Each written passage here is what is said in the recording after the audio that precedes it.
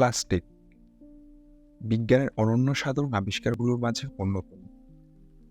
মানুষের জীবনে ওতপ্রোতভাবে জড়িয়ে যাওয়া এই সহজলভ্য আবিষ্কারই আজ মানুষের গলার কাটা হয়ে গিয়েছে। প্লাস্টিক আমাদের উপকারের চেয়ে অপকারটাই বেশি করে চলেছে এখন। পৃথিবীতে প্রতি বছর গড়ে 400 মিলিয়ন মেট্রিক টন প্লাস্টিক বর্জ্য উৎপন্ন হয়।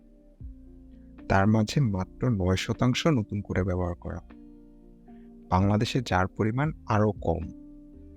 বাকি প্লাস্টিক সরাসরি পরিবেশে গিয়ে মিশছে। প্লাস্টিকের মাটিতে ডিকম্পোস্ট হতে গড়ে 10 বছর সময় লাগে। এসব প্লাস্টিক সরাসরি পরিবেশ ও জীববৈচিত্র্যের উপর ক্ষতিকর প্রভাব ফেলছে। কিন্তু চাইলে প্লাস্টিক রিপ্লেস করা সম্ভব।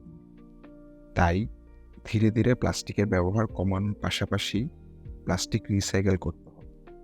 রিসাইকেল করলে আবর্জনার উৎপত্তিস্থল থেকে আলাদা করে ফেলা যায়।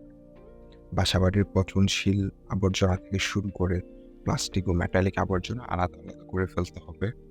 এতে করে অপচয় কম হবে, প্রোডাক্টিভিটি বাড়বে। রিসাইকেল করা প্লাস্টিক পণ্য পুনরায় যে কোনো প্লাস্টিক পণ্য তৈরির কাজে ব্যবহার করা যাবে।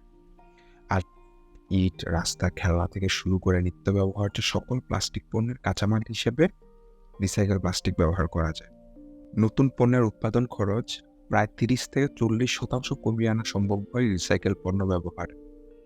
একই সাথে আর্থিকভাবে লাভবান এবং পরিবেশ দূষণমুক্ত রাখা যায় খুব সহজ কিছু পরিকল্পনার মাধ্যমে। বিশ্বের বিভিন্ন দেশে ইতিমধ্যে এরকম কোম্পানি ও এনজিও গড়ে উঠেছে। বাংলাদেশেও সর্বপরিসরে কাজ শুরু হয়েছে।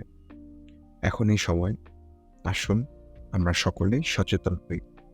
ধন্যবাদ।